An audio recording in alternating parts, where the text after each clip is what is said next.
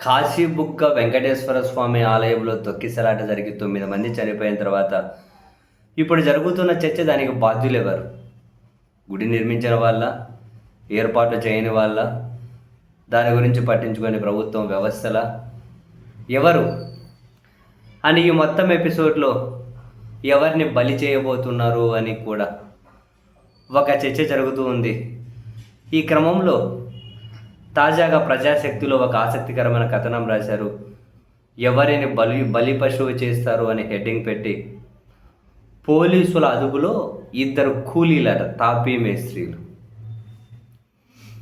పోలీసుల అదుపులో 2 తాపీ మేస్త్రీలు.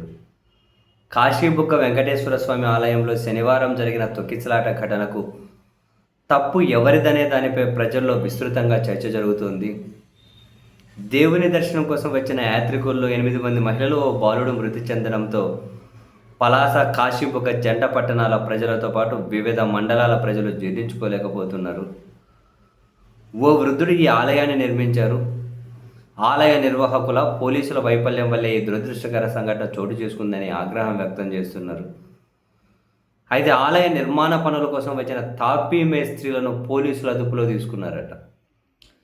ఇలా అదుపులో తీసుకోవడంపై విమర్శలు వెల్లువెత్తుతున్నాయి. వెంకటేశ్వర స్వామి ఆలయ నిర్మాణం పనులు చేస్తున్న తాపీ మేస్త్రీలు కనితి ప్రకాశ్రావు, పొందర చక్రపాణిలను పోలీసులు అదుపులోకి తీసుకున్నారు. వారిపై కేసులు నమోదు చేయడానికి ప్రయత్నాలు జరుగుతున్నాయని, కూలీ పనికి వస్తున్న తాపీ మేస్త్రీలను బలి పశువులు చేయాలని చూడడం ఎంతవరకు న్యాయమని యాత్రికులు ప్రశ్నిస్తున్నారట. తాపీ మేస్త్రీలు అన్నట్టు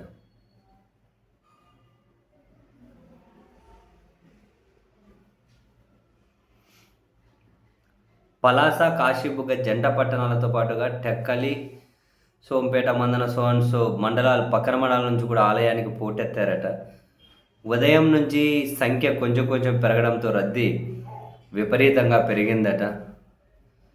క్యూ లైన్ను నియంత్రించేందుకు పోలీసులు లేకపోవడంతోనే తొక్కిసలాట జరిగిందని, 9 మంది మృత్యువాత పడ్డారని యాత్రికులు అంటున్నారట. పోలీసులు కేవలం వాహనాల పార్కింగ్ విధులకే పరిమితమయ్యారని విమర్శలు వెల్లువెత్తుతున్నాయట. మరి ప్రభుత్వం మాకు తెలియదు అక్కడ అంతమంది వస్తారని చెప్పి అన్నారు. మరి ప్రజాశక్తిలో ఏమో వాళ్ళు కేవలం వాహనాల పార్కింగ్ విధులకే పోలీసులు పరిమితమయ్యారు అని చెప్పి రాసుకుంటూ వచ్చారు. ఆలయ నిర్మాణ పనులు పూర్తి స్థాయిలో జరగకముందే దర్శనాలకు అనుమతి ఇవ్వడం చర్చనీయాంశమైందట. మరి ఇది పరిస్థితి. మొత్తం మీద 2 తాపీ మేస్త్రీలను అదుపులోకి తీసుకున్నారట.